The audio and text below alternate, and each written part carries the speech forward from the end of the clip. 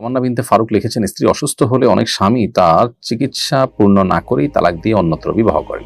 এ ব্যাপারে শরীয়তের বিধান কি? বোন তামান্না, এটা অমানবিক এবং স্বার্থপরতামূলক কাজ। স্ত্রী অসুস্থ হলে স্ত্রীকে সেবা শুশ্রূষা করা এটা স্বামী হিসেবে তার কর্তব্য।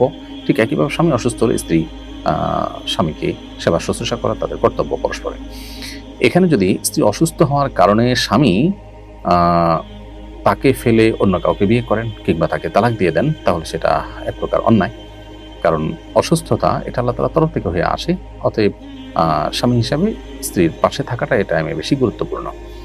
সেটা না করে তিনি যদি তাকে তালাক দেন কিংবা অন্য কাউকে বিয়ে করেন কোনো যৌক্তিক গ্রাউন্ড ছাড়া, তাহলে সেক্ষেত্রে স্ত্রীকে কষ্ট দেওয়া, স্ত্রীকে এই মুহূর্তে অসুস্থ স্ত্রীকে আরো বেশি কষ্ট দেওয়া, এটা ইনসাফপূর্ণ কাজ নয়। এবং ইমানদারদেরকে আল্লাহ তাআলা কোরআনে বারবার করে ইনসাফ করতে বলেছেন। আল্লাহ বলেছেন, ওয়াশিরুহুন্না বিল মারুফ, তোমরা তোমাদের স্ত্রীদের সাথে সুন্দরভাবে দিনাতিবাদ করো, সংসার করো। এটা সুন্দরভাবে সংসার করা হলো না যে স্ত্রী অসুস্থ হলো আর আপনি স্বার্থপরের মতো সে অসুস্থতা থেকে হয়তো আরোগ্য লাভ করবে না, হয়তো এমন রোগ হয়েছে যে রোগটা অনেক জটিল বা কঠিন, ক্যান্সার ধরা পড়েছে বা এরকম কিছু, আপনি সেটা আঁচ করতে পেরে অনেক টাকা খরচ হবে, আপনি তার চিকিৎসা না করে তাকে অ্যাভয়েড করলেন, তালাক দিলেন, বা আপনি বিকল্প চিন্তা করলেন।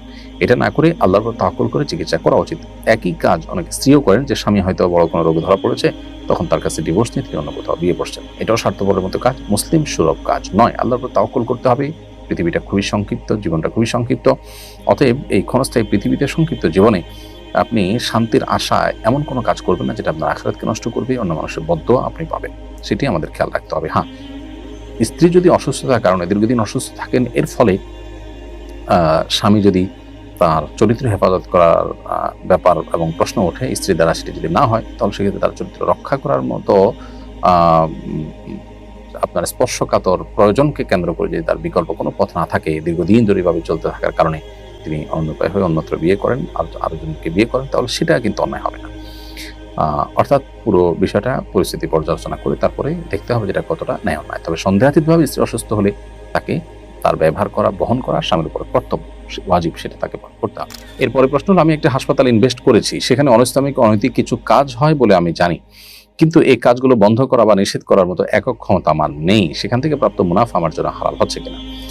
প্রিয় দর্শক, প্রথম কথা হলো যে হাসপাতালের বিজনেস তো মৌলিকভাবে হালাল, সেখানে আপনি ইনভেস্ট করতেই পারেন, কিন্তু যেই হসপিটালে আপনি ইনভেস্ট করবেন সেখানে বা করেছেন সেখানে ইতিমধ্যে অনিসলামিক এবং অন্যায় এবং গুনাহের কাজ, হারাম কাজ হয় এবং সে কাজ করে টাকা উপার্জন হয়, আপনি জানেন।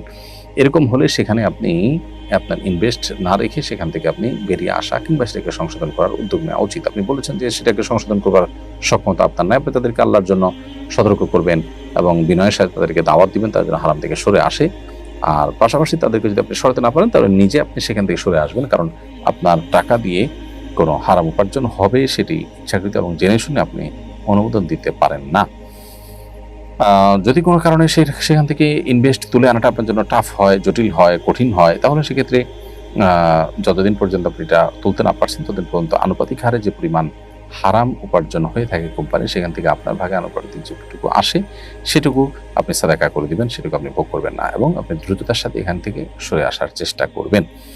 আর নিজে থেকে সেখানে যদি পরিবর্তন সাধন করবার চেষ্টা করতে পারেন, সেটা অবশ্যই প্রশংসনীয় হবে, যেন গুনাহের দুয়ার বন্ধ হয়ে যায়। আমার খুব কাছের বন্ধু আমাকে কালো জাদু করেছে, দিন দিন আমি অসুস্থ হয়ে পড়েছি, গতকাল রাতে 2 রাকাত নামাজ পড়ে ওর জন্য বদদোয়া করেছি, কিন্তু এখন আমার কেমন যেন লাগছে, নামাজ পড়ে কার জন্য বদদোয়া করা আগে ঠিক হয়েছে? প্রথম কথা হলো যে আপনার বন্ধু আপনাকে ব্ল্যাক ম্যাজিক করেছে বা জাদু করেছে, এটা যদি আপনি নিশ্চিতভাবে জানেন, শতভাগ নিশ্চিত হন, তাহলে সেক্ষেত্রে আপনি তাকে উপযুক্ত পাওনা যেন সে পায়, সে তার কর্মের শাস্তি যেন পায়, সেটা আল্লাহর কাছে নিবেদন করার ইখতিয়ার আপনার আছে।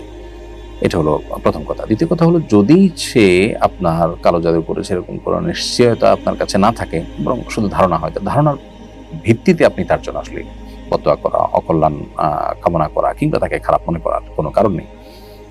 বরং আপনি জাদু থেকে মুক্তির জন্য আল্লাহ তাআলার কাছে দোয়া করবেন, রুকিয়া করবেন, আল্লাহ আপনাকে শেফা দান করুন, আমরা সেই দোয়া করি।